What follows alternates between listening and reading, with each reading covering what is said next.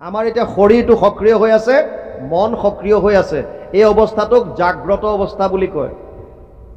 আমি যেতিয়া ৰাতি শুই যাওঁ, শুই গ'লে শৰীৰটো যেতিয়া নিষ্ক্ৰিয় হয়, যদি মনটো সক্ৰিয় হৈ থাকে, তেতিয়া লিংগ দেহাৰ সহায়ত মনটোৱে বিভিন্ন স্থানত ভ্ৰমণ কৰি ফুৰে। তাৰ মানে মনলৈ বিভিন্ন ভাৱ আহি থাকে। তেতিয়া সেইবিলাক আমি সপোন আকাৰত দেখা পাওঁ। সেইটো স্বপ্ন অৱস্থা বুলি কৈছে। তৃতীয়টো কৈছে গভীৰ নিদ্ৰা। আপুনি ৰাতি 10টা বজাত শুই গ'ল আৰু ৰাতিপুৱা 6টাত সাৰ পাই কৈছে কালি যি পৰিলোঁ আৰু 10টাত ইমান ভাগৰ লাগি আছিলে মোৰ, মই ৰাতিপুৱা 6টাতহে সাৰ পাইছোঁ, গমেই নাপাওঁ ৰাতিটো।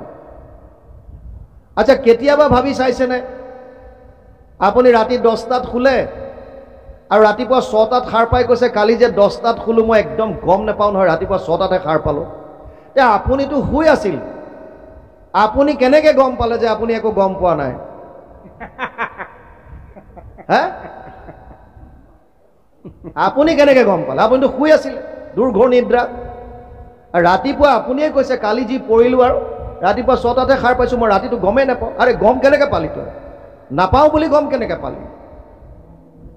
তাৰ মানে সেই অৱস্থাটো স্বপ্ন অৱস্থা হওক, গভীৰ নিদ্ৰা হওক, তেতিয়াও কোনোবা এজন অন্তৰ্যামী ৰূপে আছে। উপদ্ৰষ্টা অনুমন্তা চ ভৰ্তা ভোক্তা মহেশ্বৰ পৰমাত্মা ইতি চাপ্যুক্ত দেহে অস্মিন পুৰুষ পৰ। 13 অধ্যায় 12 নম্বৰ শ্লোক গীতা। অন্তৰ্যামী ৰূপে তেতিয়া যিজন হৃদয়ত থাকে।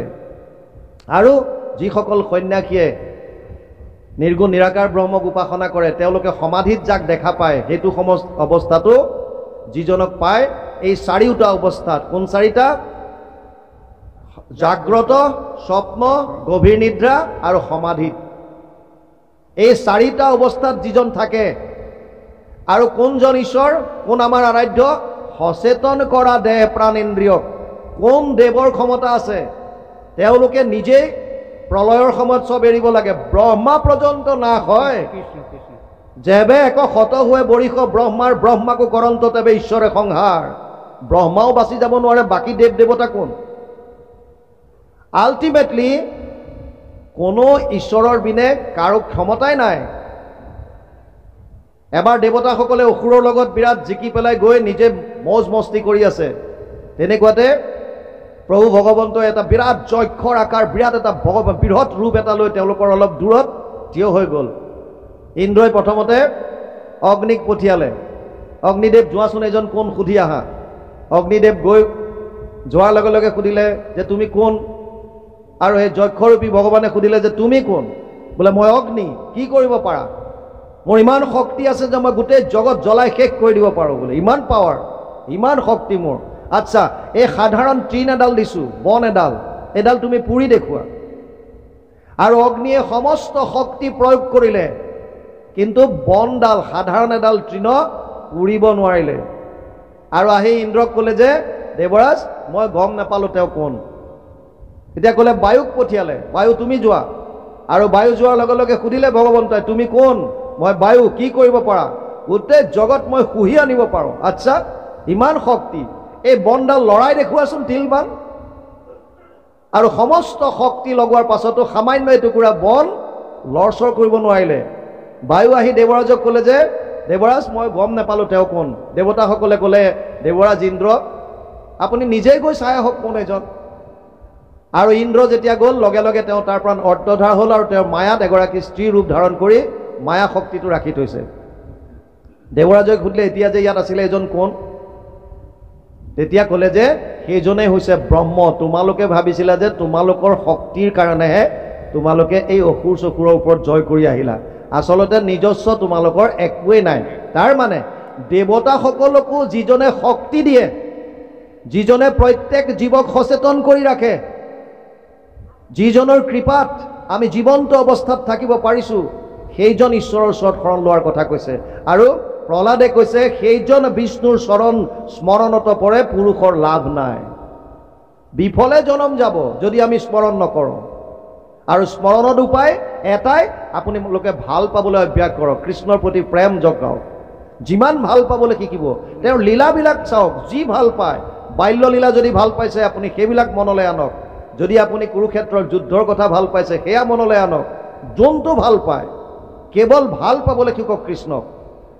তাৰ পাছত ইয়াত কৈছে সমস্তৰে প্ৰিয় হৃদয় আত্মা জগতৰে পিতা মাতা হেন জানি আন বিষয় এৰিয়া হৃদয় হৰিক চিন্তা। ভগৱান কৃষ্ণ কেনেকুৱা?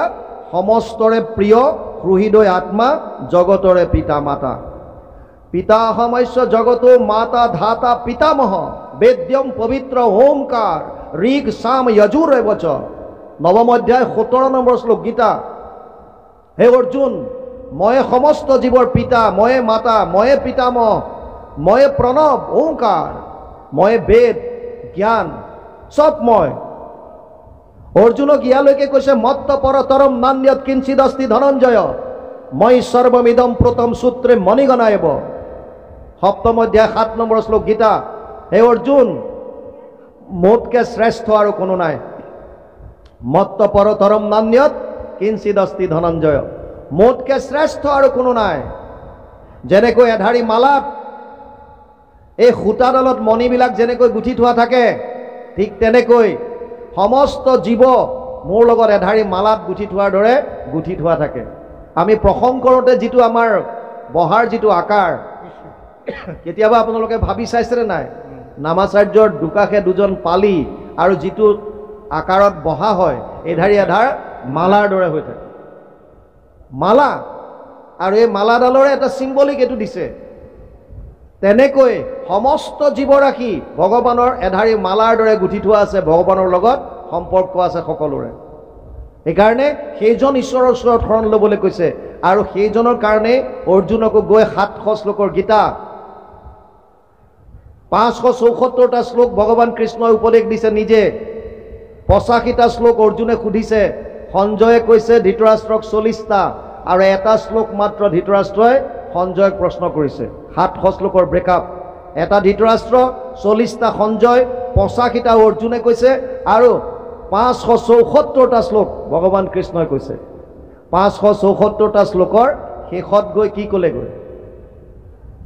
সৰ্বগুহ্যতমম ভূয় শৃণুমে পৰমম বচ ইষ্টসীমে দৃঢ়মিতি তত বক্সামিতে হিতম।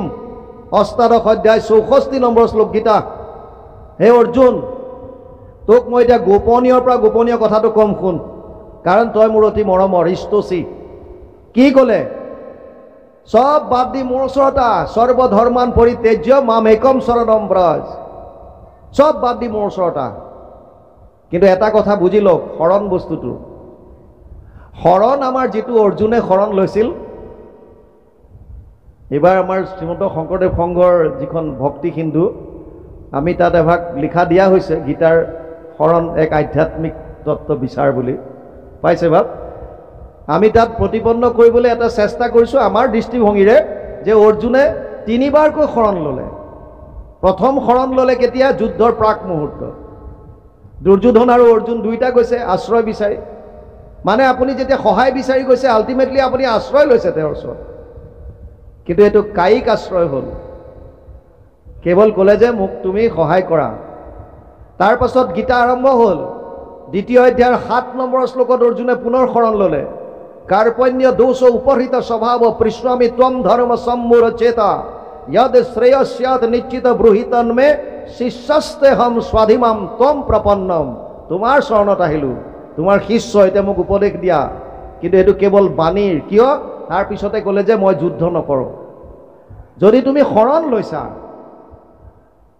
শৰণ লৈছা, চাৰেণ্ডাৰ যেতিয়া হয়, টোটেল চাৰেণ্ডাৰ হ'ব লাগে, সম্পূৰ্ণ সমৰ্পণ।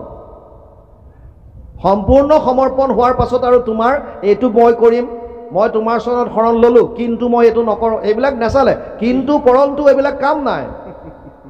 সমৰ্পণ যেতিয়া হ'লা, চাৰেণ্ডাৰ যেতিয়া কৰিলা, তোমাৰ কাম শেষ। এতিয়া যিজন আশ্ৰয়দাতা সেইজনে ক'ব, তেওঁৰ মতে চলিব লাগিব। আৰু এইটো গৈ কেতিয়া কৰিছেগৈ? যেতিয়া 66ত ক'লেগৈ, 8 অধ্যায় সব বাদ দি মোৰ ওচৰত আহ। তাৰ পাছত শেষত যেতিয়া ক'লে তোৰ মনত আৰু সন্দেহ আছে নেকি, তেতিয়া ক'লে নাই, নষ্ট মহাস্মৃতিৰ লব্ধা তদ প্ৰসাদত মই চ্যুত স্থিতোস্মি গত সন্দেহ কৰিষ্যে বচনম তব। এতিয়া মই তোমাৰ মতে কাম কৰিম। মানে টোটেল চাৰেণ্ডাৰ শেষত গৈ লৈছে।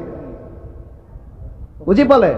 এতিয়া আমি যে শৰণ লওঁ, আমাক যদিও আমি কোৱা হয় কায়ো মনোবাক্যে, এটা বস্তু বুজি লওক, ইন্দ্ৰিয়ানি পৰান্যাহুৰ ইন্দ্ৰিয়েভ্য পৰম মন মনসস্তু পৰ বুদ্ধে যে বুদ্ধে পৰসস্তু চ। 3য় অধ্যায় 42 নম্বৰ শ্লোক গীতা। তাত কৈছে শৰীৰতকৈ বলৱান ইন্দ্ৰিয়, ইন্দ্ৰিয়তকৈ বলৱান মন, মনৰ ওপৰত আছে বুদ্ধি, বুদ্ধিৰ ওপৰত আছে আত্মা। আকৌ আত্মাৰ ওপৰত আছে মায়া, মায়াৰ ওপৰত আছে ভগৱান। ভগৱানক পাবৰ কাৰণে মন বুদ্ধিৰ দ্বাৰা কেনেকৈ যাব? এতিয়া একেবাৰে ওচৰততো নাই, আত্মাৰ মাজতো মায়া এখন আছে, তাৰ পিছতহে ভগৱান। মন বুদ্ধি তিনিওটা, কায় মন বুদ্ধি যিকেইটা আছে বাণী, এই আটাইকেইটা বস্তু কিহৰ? মায়াৰ সৃষ্টি, 24 তত্ত্বৰ ভিতৰৰ বস্তু। আমি কায় মনোবাক্য বুলি যে কওঁ, কায়টো শৰীৰ, মন আৰু বাণী তিনিওটা মায়াৰ হয়নে নহয়? 24 তত্ত্বৰ ভিতৰৰ। মায়াৰ বস্তু এটা আপুনি দিব্য বস্তুত শৰণ কেনেকৈ ল'ব পাৰে? মায়া জ্বৰ, মায়াৰতো নিজস্ব শক্তিয়ে নাই। এই কথাটো আগতে বুজি লওক। আমি শৰণ লওঁ, কোনে শৰণ ল'বলৈ দিছে? তই মোৰ শৰণ ল। তই কোন আচলতে? মই আত্মা।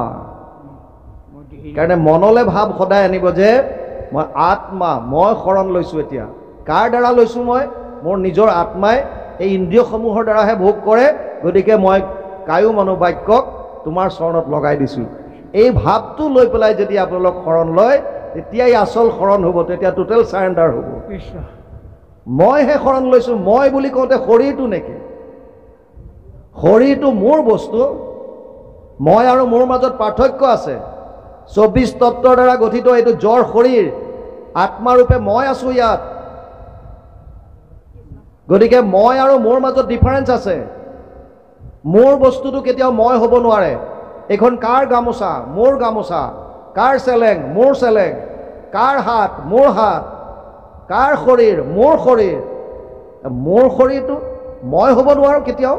যেনেকৈ চেলেংখন মই নহয়, মোৰ চেলেং, তেনেকৈ এইটো মোৰ শৰীৰ। আমি কোৱাত ঠিকেই কওঁ, মোৰ গাটো আজি 2 দিন ধৰি ভাল লগা নাই, মোৰ শৰীৰটো বেয়া লাগি আছে, মোৰবোৰ কৈ থাকোঁ, কিন্তু বুজাত কি বুজো যে এইটোৱে মই। শৰীৰটোকে মই বুলি ভবাৰ কাৰণেই যত যিমান খেলি মেলি হৈছে। চেষ্টা কৰিব লাগিব, মই আচলতে শৰীৰটো নহয়, মই আত্মা। এই তত্ত্বটো বুজি লৈ আমি শৰণত আগবাঢ়িব লাগিব। তাৰপাছত ইয়াত কৈছে সমস্তৰে প্ৰিয় সুহৃদয় আত্মা, জগতৰে পিতা মাতা। এই আত্মা ভগৱান নিজে। আত্মা মামে বংশ জীৱলোকে জীৱভূত সনাতন। 15 অধ্যায় গীতা 7 নম্বৰ শ্লোক। অহম আত্মা গুদাকেশ সৰ্বভূতাশয় স্থিত। 10 অধ্যায় 20 নম্বৰ শ্লোক গীতা। মই আত্মা, সমস্ত ভূতৰ হৃদয়ত মই বাস কৰিছোঁ। সেইকাৰণে ইয়াত কৈছে সমস্তৰে প্ৰিয় সুহৃদয় আত্মা, জগতৰে পিতা মাতা। 9 অধ্যায় 17 নম্বৰ শ্লোকত কৈছে যে ময়ে সকলোৰে পিতা, ময়ে মাতা, পিতামহ চব মই। তাৰপাছত কৈছে হেন জানি আন বিষয় এৰিয়া হৃদয় হৰিক চিন্তা। হেন জানি আন বিষয় এৰিয়া। বিষয় মানে 5টা জ্ঞানেন্দ্ৰিয়ৰ 5টা বিষয় আছে। ৰূপ, ৰস, গন্ধ, স্পৰ্শ আৰু শব্দ। এই 5টা হৈছে বিষয়। এইকেইটাই হৈছে মূল কালপ্ৰিত আমাক পাপ কৰ্ম কৰোৱাৰ। মূলতে এইটোৱেই। চাওক, চকুৱে প্ৰথমতে কিবা এটা দেখিলে। এজন মানুহ গৈ আছিল ৰাস্তাইদি, যাওঁতে ৰাস্তাৰ দাঁতিত এজোপা আম দেখিলে। এখন বাগিচা ধুনীয়াকৈ ভেটি থোৱা আছে, তাত আম দেখিলে ধুনীয়া। চকুটোৱে আমটো দেখি পেলাই, এতিয়া চকুৱেতো আমটো পাৰিব নোৱাৰে, গতিকে আল্টিমেটলি ভৰিকেইটাৰ সহায়ত আগবাঢ়ি গ'ল। ভৰিকেইটাটো ওচৰ পালেগৈ, এতিয়া ভৰিকেইটাইতো তাক ফৰ্মুটি মাৰিব নোৱাৰে, গতিকে হাতৰ সহায় ল'লে। হাতেৰে লাখুটি এডাল দি পেলাই আমটো পাৰিলে, হাতেৰে বুটলিও ল'লে। পিছে খাবতো সক্ষম নাই এতিয়া হাতৰ। এতিয়া হাতে কি কৰিলে, আনিলে ওচৰলৈ, ভাবিলে অকণ শুঙি চাওঁ কেনেকুৱা। নাকে গোন্ধটো লৈ ল'লে, বিৰাট ধুনীয়া, মিঠা আছে। এতিয়া বেচেৰাই শুঙিহে থ'লে, খাবতো নোৱাৰে। মুখে খালে, সোৱাদটো পালে কোনে? জিভাই। গোল বস্তু ক'ললে পেটত। চকীদাৰে গম পালে, দেখিলে ক'ব পৰা আচ্ছা ই মোৰ আম খালে। পিছফালৰ পৰা আহি মাৰিলে পিঠিত। একো পিঠিখনৰ কি দুখ আছিল? বেচেৰাই কোব খালে পিঠিত। কিন্তু আপোনালোকে যদি চাই, পিঠিত যদিও কোব খালে, চকু পানী ওলাইছে এইফালৰ পৰাই। মানে পানী কোনফালৰ পৰা ওলাল? এইফালে। দেখিছিলে কোনে? এইটোৱে ঘূৰি পকি তাতে আহিবগে। ঘূৰি পকি আল্টিমেটলি আহিবগে তাতে।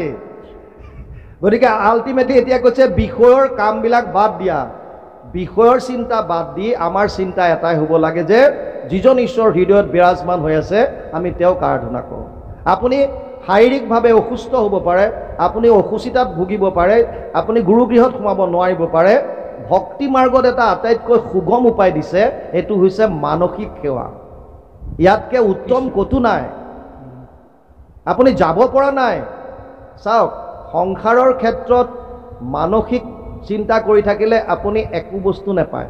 আপুনি যদি শুই শুই ভাবি আছে যে মই ট্ৰেক্টৰখন লৈ পথাৰলৈ গৈছোঁ, হাল বাইছোঁ, এয়া মই কঠীয়া পেলালোঁ, মোৰ কঠীয়া ডাঙৰ হ'ল, মই ভুঁই ৰুলোঁ, এই পকিলে, মই ধান কাটি আনিলোঁ, ভাবি আছে শুই শুই। এই চোতালত বিৰাট ডাঙৰ ডাঙৰ মই মেজি বনাইছোঁ। বাহিৰত গৈ পেলাই যেতিয়া শোৱাৰ পৰা উঠি গৈ চাব যে একোতো নাই তাত। কিয়? কাৰণ ভাবিহে আছে মনত, তাৰ একোতো ফল নাপায়। কিন্তু ভক্তি মাৰ্গত ইয়াৰ টোটেলি বিপৰীত। ভক্তি মাৰ্গত কৈছে আপুনি বিচনাত শুই শুই আছে, কিন্তু মনেৰে যদি ভাবে মই শোৱাৰ পৰা উঠিলোঁ, মই স্নান কৰিছোঁ, মই গুৰুগৃহত সোমাইছোঁ, মই বন্তি গছ জ্বলাইছোঁ, মই এয়া শৰণৰ বস্তু কৰিছোঁ, মই ভজনৰ কাম কৰিছোঁ, মই ঈশ্বৰৰ সেৱা কৰিছোঁ, প্ৰভু ভগৱন্তৰ লীলা স্মৰণ কৰিছোঁ। আপুনি আধা ঘণ্টা এঘণ্টা ঈশ্বৰৰ লগত যদি আপুনি ৰৈ আছে, এই পুণ্য আপুনি অলৰেডি কমাই আছে শুই। কৰ্ম নকৰান্তে সমস্ত কৰ্মৰ ফল, আপুনি উপযন্ত দেখা ভকতিৰ বল। ভকতিৰ এনেকুৱা বল আছে যে আপুনি ডাইৰেক্ট ইন্দ্ৰিয়ৰ দ্বাৰা কৰ্ম নকৰাকেও কেৱল ভাৱৰ দ্বাৰা পাব পাৰে। কাৰণ ভক্তি কেৱল ভাৱৰ খেল, ভাৱগ্ৰাহী জনাৰ্দন। আৰু আমি তাৰ বিপৰীতে কৰোঁ। ভগৱানে কৈছে 11টা ইন্দ্ৰিয় দিছোঁ, 10টা ইন্দ্ৰিয় তোৰ বেলেগৰ কামত লগা, মোৰ আপত্তি নাই, মোক কেৱল মনটো দে। মন মনা ভৱ মদ ভক্তা মধ্যাজি মাম নমস্কৰো, মামে বৈশ্যসী সত্যম তে প্ৰতিজনে প্ৰিয়সীমে। অষ্টাদশ অধ্যায় 65 নম্বৰ শ্লোক গীতা। মোতে মাত্ৰ সদা দিয়া মন, মোৰ ভক্ত হোৱা সৰ্বক্ষণ, মোকে পূজা মাত্ৰ মোকে কৰা নমস্কাৰ। কহিলো তোমাতো সত্যবাণী, পাইবা সুখে মোক মহামানী, তুমি প্ৰিয়তম সুহৃদ সখী আমাৰ। মহাপুৰুষ মাধৱদেৱে ঘোষাত অনুবাদ কৰিছে সুন্দৰভাৱে। মনটো বিচাৰিছে আমাক। কিয়? কাৰণ ভক্তি বস্তুটো হৈছে ভাৱৰ লগত জড়িত। ভাৱে ভক্তি বুলি সেইকাৰণে কয়। কিন্তু আমি এই বিষয়ে আমাক সুখ দিছে বুলি ভাবি আমি বিষয়ৰ কথা চিন্তা কৰোঁ। সেইকাৰণে প্ৰহ্লাদে দৈত্য শিশুক কৈছে বিষয়ৰ কথা বাদ দিয়া। আমাক যিটো আনন্দ লাগে এইটো বিষয়ত নাই। আমাক যিটো আনন্দ লাগে, আনন্দটো কেনেকুৱা হ'ব লাগে? মই যাতে সদায় পাওঁ। যিটো আনন্দ সকলোৰে কাৰণে সমান, সদায় একেই থাকিব, সেই আনন্দটো মই বিচাৰিছোঁ। কিন্তু বিষয়ৰ যিবিলাক বস্তু আছে, যিটো আপোনাৰ কাৰণে আনন্দ, এইটো বেলেগৰ কাৰণে দুখো হ'ব পাৰে।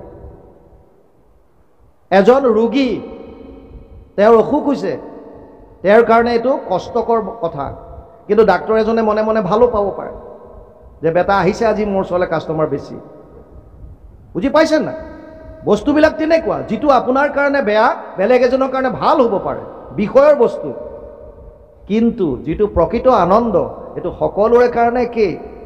আৰু যাৰ কোনো ধৰণৰ ক্ষয় নাই। পাৰ্থ নৈব ইহনা অমূত্ৰ বিনাশস্তস্য বিদ্যতে, নাহি কল্যাণকৃত কচ্ছিম দুৰ্গতিম তাত গচ্ছতি। 6ষ্ঠ অধ্যায় 40 নম্বৰ শ্লোক গীতা।